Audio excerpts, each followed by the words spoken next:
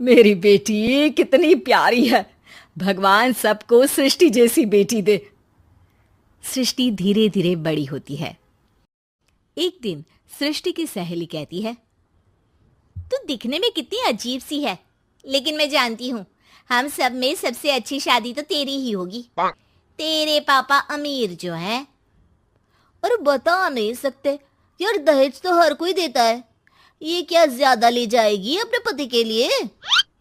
अरे बड़े शहर में कोठी है इसके पापा की। अरे पापा की है ना, कौन सी इसकी है? इसकी होती तब तो कोई भी लड़का इससे शादी कर लेता। अरे पापा की मतलब पापा की है तो मेरी ही है ना? किसने कहा? अब तेरी तो तब होगी ना जब तेरा भाई ना हो। वैसे भी शादी के बाद सारी प्रॉपर्टी भाई के नाम होती है। सृष्टि समझ जाती है कि उसे किसी भी हालत में माँ बाप की सारी प्रॉपर्टी को अपने नाम करना है, लेकिन कैसे? एक दिन सृष्टि का भाई शीनू कहता है, बहन क्या कर रही है? तुझसे एक बात करनी है। अरे हाँ हाँ करना, मैं तो तेरी बहन हूँ। बहन मेरी लाइफ में ना एक लड़की है, बहुत अच्छी है। मैं सोच रहा हूँ माँ और पापा से बात करूँ शादी के लिए। सृष्टि को समझ में आ जाता है कि भाई की शादी होते ही भाभी उसे एक दिन भी घर में बर्दाश्त नहीं करेगी। आ क्या बात है भाई, बताना कौन है वो? यार वो बहुत अच्छी लड़की है, पढ़ी लिखी है, मेरे साथ जॉब भी करती है।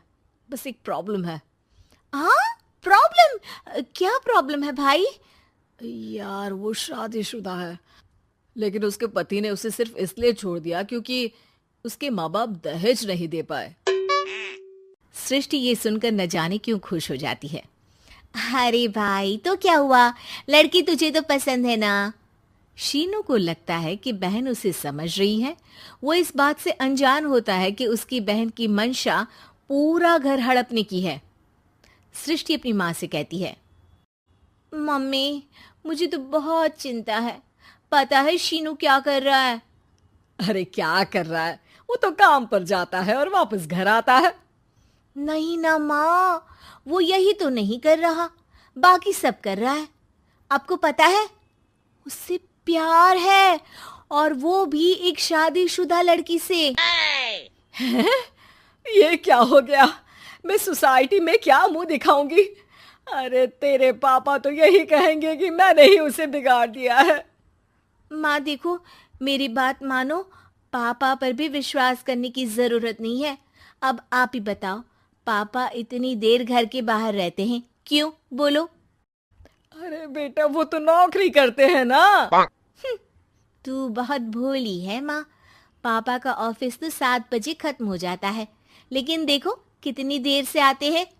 अरे नहीं नहीं बेटा, ऐसी कोई बात नहीं है।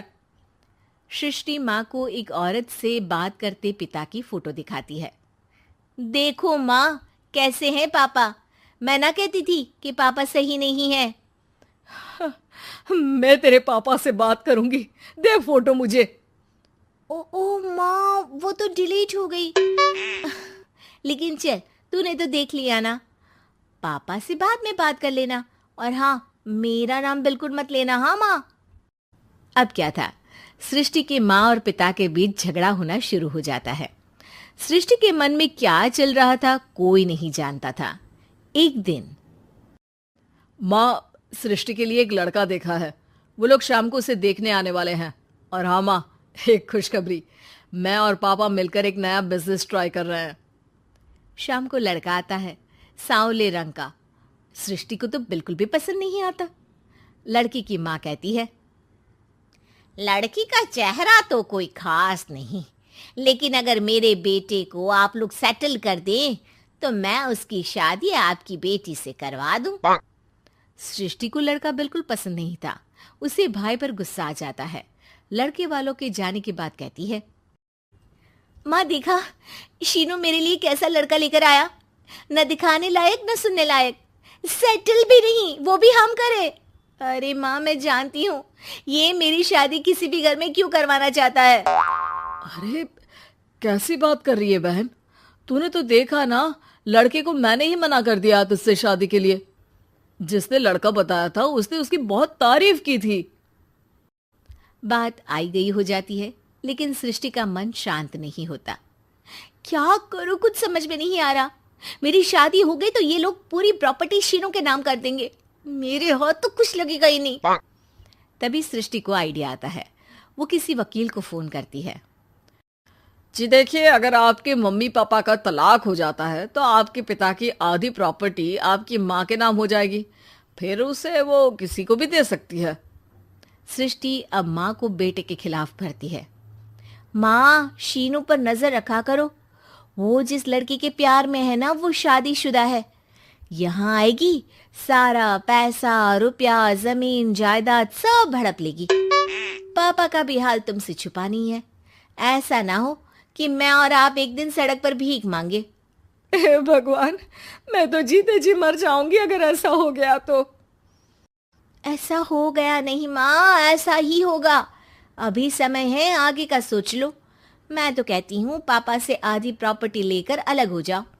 पापा की आधी प्रॉपर्टी भी हम लोगों को अगर मिल जाती है ना तो अगले 7 जन्म सफल समझो।